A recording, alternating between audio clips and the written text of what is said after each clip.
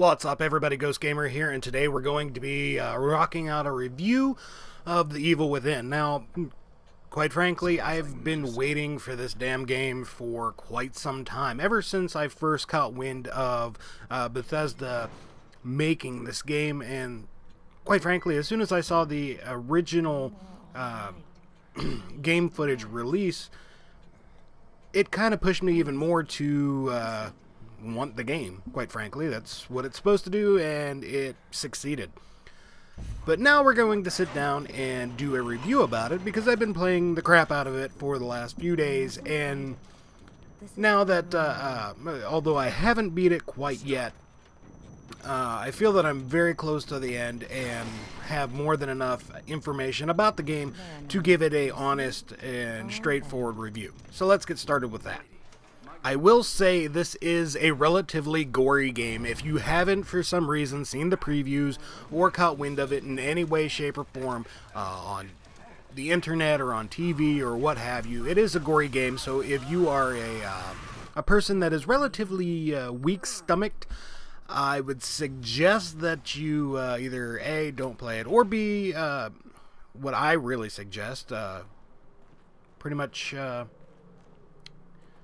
rectify that issue, because it is worth a play. I actually don't mind it. There are some issues that I don't like about it, and well, you'll have that with any game, I guess.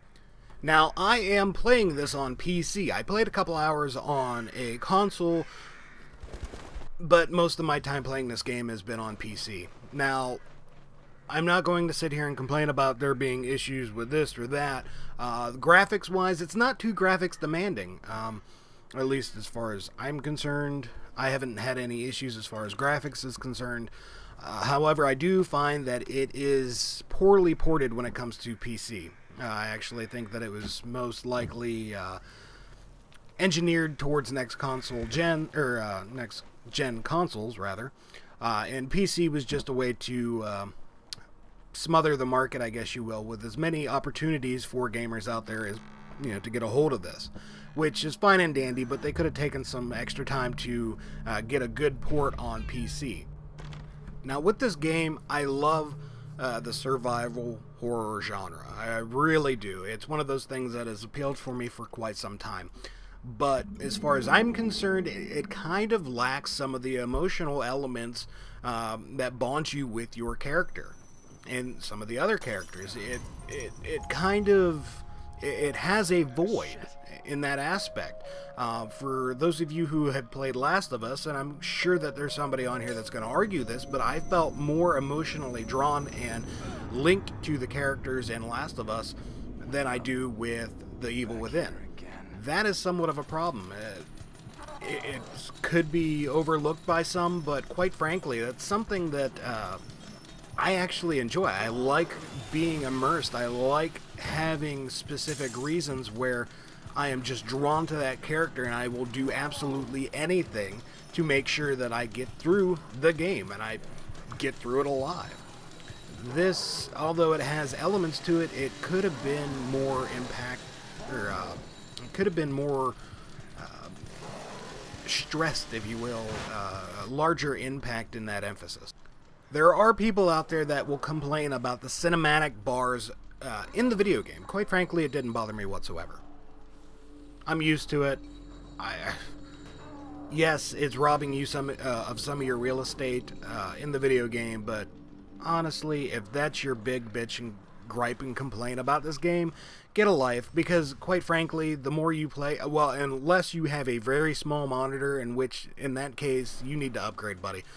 Because quite frankly, after, you know, a few moments on a 32-inch monitor, you kind of ignore the black bars at the top and the bottom, and you just do your thing. Deal with it. Now, I mentioned graphics earlier. As far as I'm concerned, even though it's not horrible as far as graphics are, you know, it's one of those things that at times I found the graphics kind of, I want to say, older cartoonish style.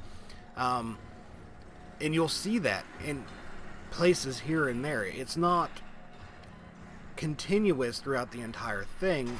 There's some areas that have better graphics than others, but at times it just kind of ruins the moment where you see, you know, textures and meshes that are kind of subpar for something that is, you know, being released in 2014. I don't know if it's a Bethesda issue or what, but some of those things kind of remind me of the days of playing Fallout 3, and it's, you know, we're many years down the road from that. You need to improve, especially when it comes to, you know, graphics. Now, sound-wise, I have no complaints really about the sound. It has been poppy and ongoing. It kind of doesn't distract me from stuff. It kind of complements it rather well. Voice acting, however, is yeah, voice acting kind of sucks. I'm not even going to sugarcoat that. It is kind of sad because it's one of those things that you would expect it, you know, especially this game, that the voice acting would be a little bit better than it is. And quite frankly, I don't know where they got some of these actors at, but it was kind of bad. Yeah, I mean, both the acting and some of the dialogue, it had quite a few, you know, what the fuck moments, and I don't know what they were thinking about that. Compounding all of this, the AI is kind of, I don't want to say it's a joke, but the AI does need help. There's times where you're watching things happen, you know, with AI, like if you're hiding in a locker or something, or you're just trying to sneak around them, and you're watching some of the AI animations, and it's sad, really. I don't know. I'm at fucking a loss when it comes to that. You know, I mean, seriously, even at the very beginning of the game, you have this big dude chasing you around with a chainsaw, and you know what? Actually, I'm going to throw that into the video as well, and just let you guys watch that, because it's sadly comical as far as I'm concerned. It's one of those things that I hate to see it. There's no real reactions. There's no fluid animations as far as I'm concerned. Some of the moments are kind of what the fuckish, and it is what it is. So I'll just leave that in here for you guys to watch. As far as technical issues are concerned, there are some glitches and issues along the way. Nothing too horrible. However, the first thing that you're going to want to do if you're a PC-based player is you're going to want to jack up the frames per second, because it is defaulted at 30 frames, which means that you have to go in, activate the console, go into the console, and jack that frame rate up to 60, but 60 is your cap. You're not going to go any higher than that. There are glitches. Hopefully they get those rectified in the near future and send out patch after patch and kind of tidy this up a little bit. Something that should have been done before they released it, but this is the video game world, and I know they went through and tried to push it for, you know, quote unquote profit. It happens. I know it does. I don't really give a shit anymore, but quite frankly, they should have polished it a little bit more before they kicked it out. Overall, I would have to say that this is not a great game, and it's not a bad game either. If I had to rate it on a 1 to 10 scale, personally, my opinion, which I know somebody's going to frickin' say something about, and quite frankly, I don't care, I would have to give it a 5. Main reason being is it's not really, you know, suspenseful horror. It's being marketed as that survival horror, and while it does have some suspenseful and some somewhat, I don't want to say frightening, but somewhat unnerving moments, it doesn't happen a lot. This is more horror and gory thrown into the mix. It is absolutely bloody, and I don't mind that whatsoever. This is more of a psychological horror than, you know, actual scary. And this is coming from somebody who played this game in my office with the lights off and the surround sound on a huge monitor where I can immerse myself as much as possible without any distractions. If you've played Outlast, it's not too much different. I hate to say it like that, but it's not. Yes, you have the ability to combat the enemy, so to say, but you're constantly put into that mix of, do I run or do I fight? I can't really fight very well because I only have a melee option and maybe like 5 or 6 bullets left. So it's one of those things that you will do a lot more running than fighting. If that's your cup of tea, then go for it. It's also got a lot of sneaky stealth elements to it, I should say. So again, if that's something that blows your skirt up, then go for it. But it's not what was really advertised per se. I mean, it kind of was, but it kind of wasn't. Graphics need fixed. I don't know if it's their engine or what, but they could have done better with graphics. And I'm not the type of person that will say graphics is, anything and everything to a video game. It's not.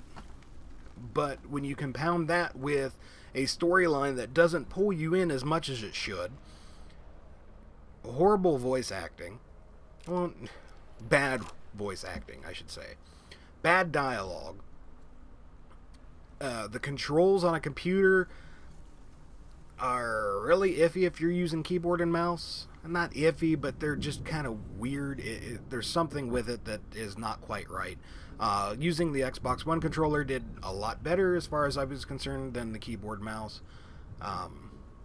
This crap of sticking things at 30 frames a second, we're not in the old school days anymore, guys. These developers need to realize real quick that there's a lot of us out there that are playing these things, or playing these video games at 60 frames a second or higher, and that's what we want. We have very good refresh rates with our monitors now. Hell, some of us even use decently high-end TVs that are connected to a PC. What are you connecting, a console to? A PC, or a frickin' TV. Get that frame rate up. Don't keep us stuck at 30 frames and then say, oh, well, if you want to up that frame rate to 60 frames, you could do it via the console, but it's automatically set at 30 frames. Give us an option where we can toggle that in a menu. That would actually be better than having to do a workaround. But quite frankly, this is all just my opinion. If you don't want to take my opinion, hey, I'm just trying to help some of you guys out. I don't want you to buy the game and then sit down and play it and realize that it's not your cup of tea. If you're running a console or something, yeah, you can go buy the game from a game store, and usually you have a leeway of returning it within a few days. But if you're like me and you want to play it on PC or something like that, good luck, because half the time trying to return a PC game that's already been opened, yeesh. Take this entire review with a grain of salt. This is all my opinion. Go out and look at some of the other guys that have made reviews. Try and get yourself a good, happy balance of all the information out there. That's all I can tell you. Like I said, I'd probably give it about a 5. It's got issues. It's not horrible, but it's not great either. It's definitely not what some of these websites are rating it at, as far as I'm concerned. But hey, like I said, just my opinion. But for now, if you have any questions, concerns, comments, feel free to drop them off below in the comment section. I'll get back to you as soon as I can. I mean, quite frankly, if you have a question for me, ask. I'll respond to you. Even if you say my review's complete shit, I'll still say, hey, sorry that you feel that way, but hey, it's my opinion. If you liked the video, if you found it informative at all, please hit the thumbs up button, and do not forget to subscribe to the channel. But for now, I'm Ghost Gamer, and I'm out of here.